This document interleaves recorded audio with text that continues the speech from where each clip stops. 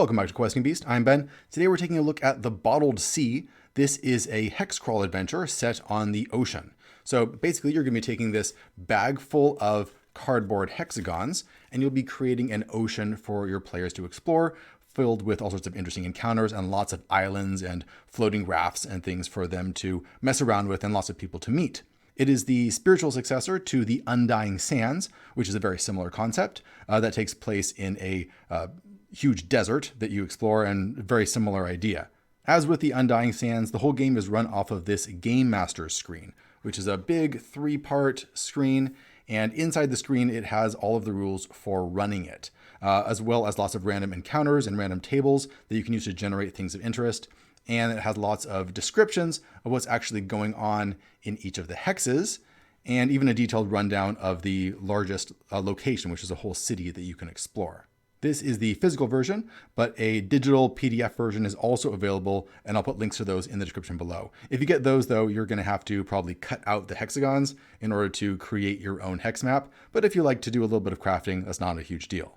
Before we start looking at exactly how the Bottled Sea works, a quick shout out to today's sponsor. This episode is sponsored by Tabletop.land, an online marketplace to find high-quality 3D printed miniatures, custom-built terrain, and game aids like dice. If you own your own STL files, the site can even have miniatures printed and shipped right to you. Some of my favorite minis include the Spider Merchant, the Mind Slayer, and the Plague Toads, perfect for dark fantasy campaigns or chaos-themed wargaming armies. Tabletop.land currently has free shipping on US orders over $50, so check them out using the link in the description below. So let's start out by looking at all the hexes that we get. Quite a few of them, around half I think, are empty ocean, but quite a few of them, as you can see here, are interesting locations that you can explore. All of the hexes which aren't just empty water are going to have a number on the back of them, which is going to refer to a description that's on the big Game Master screen that we saw earlier that tells you more about what you're going to find there. The premise here is that you are a ship that has found itself in the Bottled Sea. You've been sucked into another dimension through whatever reason you want to give as an excuse for your players. Maybe they were sucked into a whirlpool, maybe there was a magic spell, and you find yourself in this large, or maybe not that large, ocean, as we will see in just a moment. And as the players decide to move around, they just tell you what direction you're going in. You reach inside that bag, you pull something out, and you discover where they have arrived. If they want to explore there and encounter any NPCs or any other events there, then they can, or they can just move on to another hex and you see what you find there. So over the course of the game, as you continue to move around and explore, you slowly start filling in what your Bottled Sea looks like. It's going to be a different shape. All the hexes are going to be in a different order, depending on how the players explore and what you happen to draw. Now, if you play the game for long enough, eventually the world is going to get filled up and you're going to run out of tiles. When that happens, when players try and explore off of the map, instead of revealing a new tile, they just pop back onto the map from the opposite side, revealing that the Bottled Sea is really more like a alternate plane. It's a mini dimension that the players are now trapped in. So the main goal is, how do you get out? How do you return to your normal campaign world where you came from? There's two main ways to do this.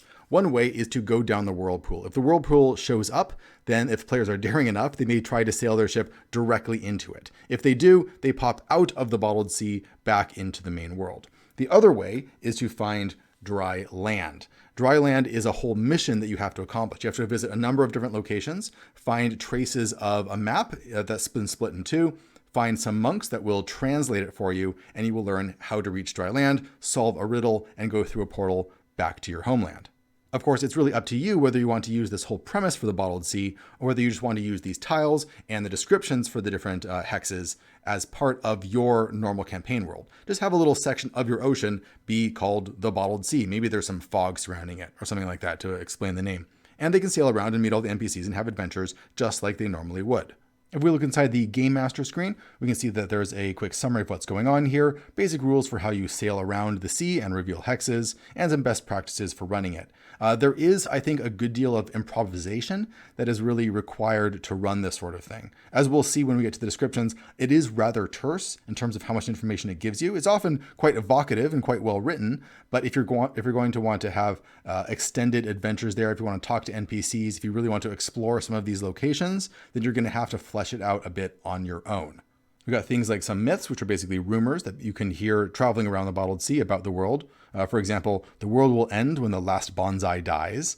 And there's some salvage. Of course, you can find things floating in the ocean that maybe you can pick up, use as important items to solve problems, or maybe build something out of them.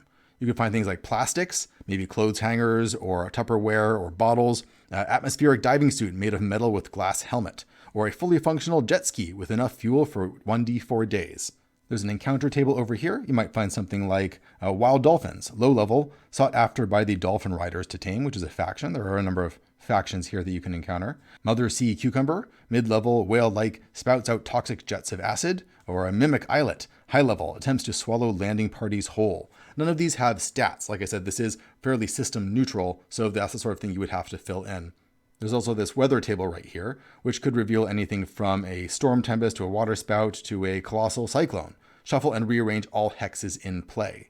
And that's possible because this setting is really a bit like Waterworld, where there is no solid land. Any island that you find is actually just floating there. Mostly it's wreckage that people have built on top of, and so things can float around and change their position over the course of the game. The next section goes into detail on the 14 main hexes, and there's 2 other even more fleshed out hexes over here for 15 and 16. Usually each of the hexes has 2 major locations there that you can explore, which always gives you a choice, which is kind of nice. So for example, number 13 right here, we have the Lunar Octant, a resplendent flotilla of futuristic sextants, octants, and astrolabes. 2 bumbling scholars seek to unravel its mysteries. If used, players may draw 3 hexes and place 1 on the map. They may also re-roll weather once in the future. The Lunar Octant can only be used at night when the stars are out. And then also the second encounter, or the second location, is a battalion of manta rays encircle these waters. Travel takes double time and risks an encounter. The rays will alert the party to the encounter if their behavior is observed. Hex number 15 has the Phantom Galleon and the Beacon, which is this huge floating lighthouse. This is kind of like a little mini dungeon, and what all the rooms do is sketched out right here. The largest location is the Harborage, which is a giant floating city, a bit like Armada from the book The Scar, if you've ever read that. It's a whole bunch of ships that are all just anchored together or strapped together and are floating around the sea. Each of these different locations has a title down here, which tells you basically what they are, but no more detail beyond that, really. And there's some information here on the 4 factions that are running the city, which you can use to ally yourself with, make enemies, turn people against each other, that sort of thing. There's also an event table right here, which you can use to help shake things up. For example, it hasn't rained in months, potable water is at a premium, people are drinking salt water. Or 2d6 sheep are found poisoned, the shepherds begin a witch hunt. And because the players cannot see behind the DM screen, there are these nice handouts that you can give them so they can see exactly what the harborage looks like. And they can describe walking from place to place. And it's very easy to describe what they see just because the isometric detail is really well done here. You can easily visualize what the environment looks like from a ground level. On the back of this is a handout of that lighthouse location. It would be a little annoying to use just because you'd have to cover up parts of it as the players explore. Perhaps sticky notes would be a good way to do that, so you could peel them off as they move from place to place. There's a number of other included handouts as well. For example, what is in the sea, because players are probably going to go fishing. Little rules for fishing right here. And a description of a whole bunch of different things that you could fish for. You could end up with a salvage or a banshee shark, sea cucumbers, a half of a map, which is important if you're trying to find the mythical solid land, or the great cephalopod. There's actually a little mini game used with dice dropping. Use the other side of this map right here, and players get some d6s and they drop them on the table. And if they land on a particular object, then that's what they're able to find. Another little handout is this kind of accordion booklet of different watercrafts that you can find across the bottled sea. Each of them has a short description and an illustration. There's a speed, average meaning this is the number of hexes that you can cross in a single day. I think average is 2 hexes, while slow is 1 and fast is 3. I could be wrong about that though, but it's very straightforward. There's the crew, the number of people that it can hold, power source, that's just more for flavor, and the cargo, 8 salvage, because you're going to be picking up salvage as you travel around, and you need to know how much you can hold. It's a little bit like slot-based inventory. Some of them are very strange, like a scrapyard balloon dory, a house float, paddle wheel ferry. You can get a dolphin chariot, a catamaran wave cutter, or the benthic bell. There's also this little pamphlet called the floating hexahedron, which fleshes out one of the hexes that you can encounter, where you find this strange structure floating above the sea, and you can try and enter one of the little cubes and begin exploring from cube to cube around through this thing, finding all sorts of weird stuff inside, some dangerous, some perhaps full of treasure, and trying to get out and unlock its secrets. Some cubes might have reverse gravity, characters fall to the ceiling, or a giant two-headed reptile, mid-level, hungry, and cramped in the cube. Maybe it's just empty.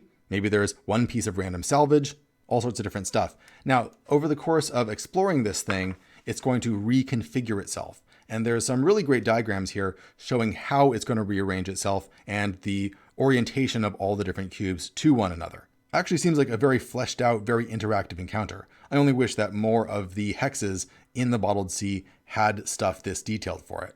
All right, that's it for the Bottled Sea. You can either use the included campaign, or you can slot it into your own campaign and take out some of the trapped in another dimension elements, or you could even just use all of the hexes as props and write your own descriptions for them.